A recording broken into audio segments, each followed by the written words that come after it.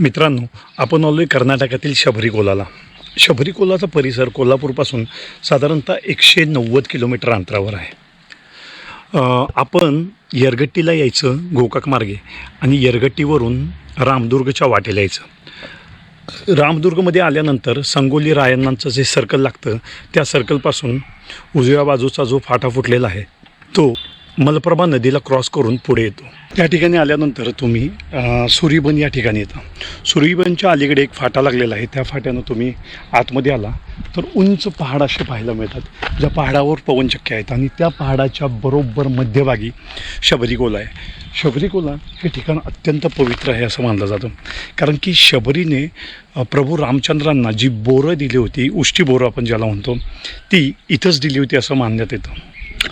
आख्यायिका खूप आहेत, परंतु काही गोष्टींना रेफरन्सेस थ्रू चेक केलं तर प्रभू श्रीराम ज्यावेळेस पंचवटीवरून निघाले तर दक्षिण भागाकडे जाताना किष्किंधा नगरीत थांबले आणि किष्किंधा नगरी ही त्या बाजूनं येताना अगदी बरोबर याच वाटेला येते. त्यामुळे कदाचित प्रभू रामचंद्र इथे देखील आले असतील असं मानलं जातं. आपण हा शबरीकोलाचा भाग अत्यंत व्यवस्थित पाहायचा आहे. आतमध्ये शबरी देवीचं एक मंदिर आहे, शबरी मातेचं मंदिर, प्रभू रामचंद्रांचं मंदिर आहे आणि 2 कुंड आहेत. ते कुंड देखील पाहिजेत आणि आजूबाजूचा परिसर फिरायचा आहे. ॲक्च्युली नेक्स्ट टाईम आलो तर नक्की वरती जाऊ, कारण की वरचा भाग अतिशय सुंदर आणि पाहण्यासारखा आहे. परंतु प्रॉब्लेम आहे की ते सकाळी यावं लागतं. आता संध्याकाळ झाली त्याच्यामुळं वरती जाता येणार नाही, आपल्याला टाईम कमी. परंतु नेक्स्ट टाईम आल्यानंतर आपण नक्की शबरीकोलाचा वरचा भाग पाहायचा आहे. शबरी ही कोण होती? शबरीबद्दल जर बोलायचं गेलं तर ही एका राजाची राजकन्या होती, भिल्ल समाजात वाढलेली, आणि त्याच्यानंतर त्यांनी मातंग ऋषींना गुरु मानलं. मातंग ऋषींच्या आज्ञेनुसार ते रानावनात भटकून राहत होत्या. त्यानंतर त्यांचं बरंच वय झालं, अगदी म्हाताऱ्या झाल्या, त्यावेळेस देखील त्या इथंच रानावनात भटकून राहत होत्या. अन्न म्हणून कंदमुळं किंवा आजूबाजूची फळं ही खायची आणि प्रभू रामचंद्रांचं स्मरण करत राहायचं. हे एकच ध्येय त्यांच्यासमोर. हे सर्व गुरुज्ञान त्यांना मातंग ऋषींनी दिलं होतं. मातंग ऋषींनी असं सांगितलं होतं की ज्यावेळेस विष्णूचे अवतार प्रभू रामचंद्र इथं येतील आणि तुला भेटतील, त्यानंतर तुला मुक्ती मिळेल. आणि त्यांची वाट पाहत ती कित्येक वर्ष इथं रानावनात या अरण्यात जगत होती. अखेर पंचवटीतून प्रभू रामचंद्र सीतामातेच्या शोधार्थ दक्षिणेकडे निघाले आणि ज्यावेळेस दक्षिणेकडे येत होते, इथं आले. मलप्रभेच्या काठाच्या वरून या भागात येतं तर इथं आले. इथं आल्यानंतर त्यांना शबरी मातेची भेट झाली. शबरी मातेनं त्यांना उष्टी बोरं दिली. मुद्दा हा की उष्टी बोरे का दिली तर आपण ज्यांना मानतो किंवा आपण ज्यांच्यावर प्राणप्रिय आहे, जे आपल्याला दैवत्व आहेत, अशा व्यक्तीला कायम बेस्टच मिळावं.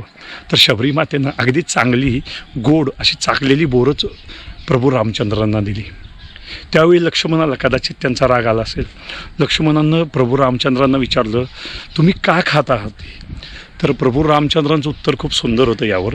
ते म्हणाले की ही मातेची उष्टी बोरं आहेत, मातेनं दिलेली आहेत आणि मला गोडच बोरं मिळावी म्हणून त्यांनी स्वतः चाकून ती दिलेली आहेत. प्रभू रामचंद्र हे मर्यादा पुरुषोत्तम का मानले जातात किंवा प्रभू रामचंद्रांना इतकं मोठ्या स्वरूपात पूर्ण जगभरात का मान्यता प्राप्त आहे, याचं उत्तम उदाहरण म्हणजे शबरीची बोरे. आणि ती पाहायला आपण आज इथं आलेलो आहे. इथे एक बोराचं झाड देखील आहे बरं का. कदाचित त्यातलीच एका बोराच्या झाडापासून ते निर्माण झालेलं असेल. तर हा परिसर आपल्याला व्यवस्थित पाहायचा आहे आणि फिरायचं आहे आणि माझ्यासोबत तुम्ही कनेक्टेड राहायचं आहे. Stay with me on life in wild life, मी उमाकांत.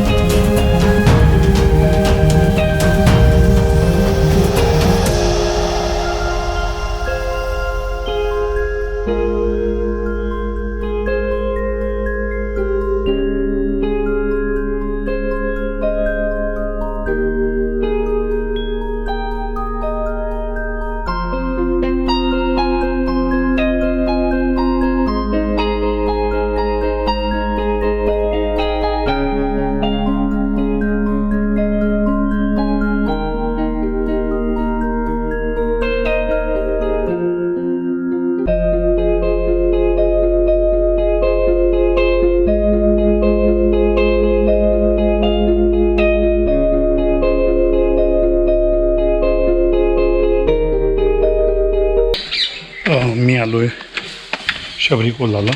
आणि शबरी कोला म्हणजे शबरीचं कुंड, आणि हेच ते शबरीचं कुंड मानलं जातं. इथं शबरीचं मंदिर आहे आणि या कुंडात हे जे पाणी खूप पवित्र आहे असं मानलं जातं. तिथून बुडबुडे येतात ना, तर हे पाणी श्रीरामांना पाजलं होतं असं मानलं जातं. आणि शिवाय शबरीचं हे कुंड आहे हे अत्यंत पवित्र आहे. इथे एक बोरा झाड देखील आहे. कदाचित श्रीरामांनी खाल्लेली बोरं, त्याची जी उत्पत्ती झाली, नवीन उत्पत्ती झाली बोराच्या झाडाची, ती इथे झाली असेल. आपण शबरी कुंडातलं पाणी पिऊया आणि वर निघूया. हे जरा रिस्की आहे थोडं.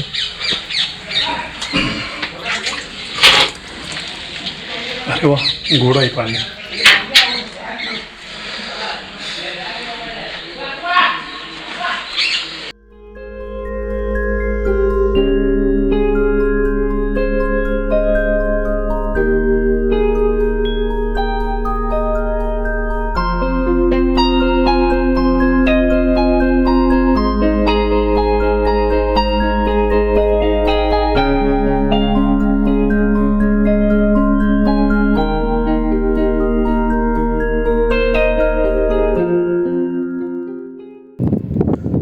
शबरी ही शबर राजाची कन्या होती.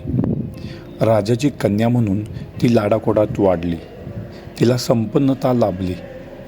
राजकन्या म्हणून शिक्षणही झाले आणि याच शिक्षणामुळे तिला तिचे ध्येय आध्यात्मिक मार्गावर नेण्यासाठी, दृढ राखण्यासाठी उपयुक्त झाले. आजही आदिवासी भिल्ल समाज रानावनात राहणारा, निसर्गप्रेमी आणि निसर्गाची काळजी करणारा म्हणून ओळखला जातो.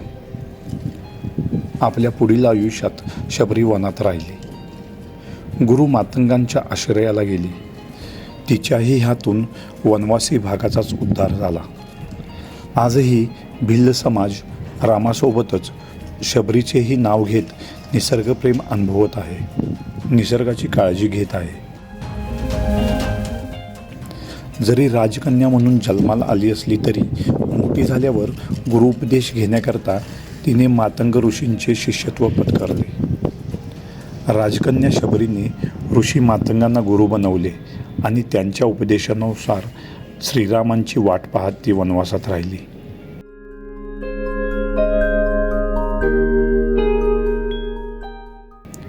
मातंग ऋषींच्या सांगण्यावरून ती प्रभू रामचंद्रांची वाट पाहत बसली. शबरीला भेटण्यासाठी श्रीराम, लक्ष्मण शबरीच्या झोपडीत येतात आणि पाय धुवून रानफुले देऊन शबरी त्यांना उष्टे बोरे खायला देते. तिचे प्रेम राम सहजपणे स्वीकारतात. उष्टी बोरे दिल्याचा व रामाने ते खाल्ल्याचा लक्ष्मणाला राग येतो. राम त्याची समजूत काढून त्यालाही उष्टी बोरे खायला सांगतात. राम लक्ष्मण यांचे सीताशोधार्थ वनवासातून फिरणे, हिंडणे शबरी ऐकते. लंकापती रावणाने सीतेला पळवून नेलेले आहे व श्रीराम दक्षिणेकडे जाणार आहेत हे सर्व जाणून घेतल्यावर शबरी श्रीरामांना दक्षिण दिशेला असलेल्या हनुमान, बाली आणि सुग्रीव यांची मदत घेण्याचे सुचवते. त्यांच्या सैन्याचे सहाय्य घेण्याची सूचनाही ती करते. त्यामुळे सीताशोध सुकर होईल आणि त्याचसोबत रामांकडून असुर अधर्मी शक्तींचा नाश होईल हा विश्वास ती रामाला देते. हा दिशासंकेत श्रीरामांना शबरीकडून मिळतो आणि त्या संकेताचे पालन श्रीराम करतात. यातूनच पुढे रावणाचा म्हणजे असुर शक्तींचा नाश होतो आणि रामराज्य निर्माण होते.